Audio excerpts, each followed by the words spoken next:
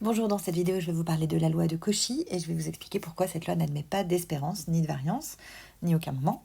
Alors, la loi de Cauchy, déjà la définition, c'est que elle admet deux paramètres, donc A et x0.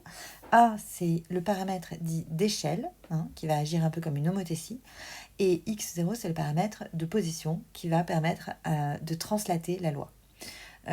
Donc voilà le dessin ici de la densité. Vous voyez qu'elle est centrée, donc en fait elle est centrée en x0 et vous avez la définition de la densité qui est ici. Vous voyez que x0 ici, voilà, un petit peu comme dans la loi normale, si vous voyez le lien, permet de positionner la loi donc horizontalement. Et très souvent, en réalité, on la simplifie. Dans l'utilisation qu'on en fait, on n'a souvent pas besoin de x0, donc on la centre en 0, ce qui nous simplifie un tout petit peu la vie. On prend donc une loi généralement de Cauchy, donc de paramètres A et 0, et du coup, cette loi, elle est centrée en 0. Ok, donc pourquoi cette loi n'admet pas d'espérance ? Pour le calculer, il faut juste se rappeler que une variable admet une espérance seulement si elle est dite intégrable. Qu'est-ce qu'une variable intégrable ? En fait, c'est une variable dont l'espérance de la valeur absolue est finie. Autrement dit, e de x n'existe pas si e de valeur absolue de x n'est pas fini. Donc, on la calcule ici. Il suffit d'appliquer tout bêtement la définition de l'espérance.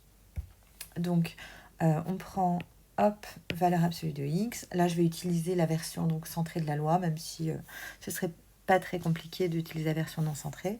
Hop, a sur pi, et du coup, ici, je vais avoir tout simplement x carré plus a carré, tout ça par rapport à x. Ça, c'est une fonction paire, c'est-à-dire que si vous remplacez x par moins x, vous obtenez la même chose. Ce qui veut dire que j'ai le droit de dire que c'est égal à 2 fois l'intégrale uniquement sur les positifs de la même chose. Alors, je vais mettre mes constantes devant, et je peux enlever la valeur absolue puisque je sais maintenant que x est positif. On reconnaît presque la dérivée d'un logarithme ici. Alors en fait, on va prendre notre 2 ici, on va venir le mettre là. Et regardez, si vous avez 2x divisé par x carré plus a carré, vous remarquez que c'est bien u' sur u, avec u qui est égal à donc x carré plus a carré. Et donc, vous avez ici que la primitive vaut log de x carré plus a carré, que vous calculez entre plus l'infini et 0, évidemment ça diverge, puisque le log de x carré plus a carré tend vers plus l'infini en plus l'infini, et tend vers moins l'infini en 0, donc moins l'infini, vous avez quelque chose qui explose. Donc ça tend, enfin c'est égal en fait, alors j'ai pas le droit d'écrire ça, mais par abus de notation on le fait quand même. Donc vous voyez cette notation égale plus l'infini, ça veut dire que votre intégrale diverge, et donc vous n'êtes pas intégrable. On dit aussi que x n'appartiendra alors pas à L1.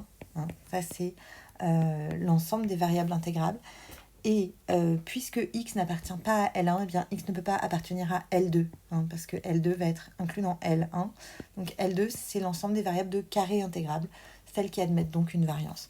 Donc, on n'a pas de variance non plus, ni aucun moment, évidemment, d'ordre 3, 4, 5, et ça continue pour cette loi de Cauchy. J'espère que cela vous aura éclairé.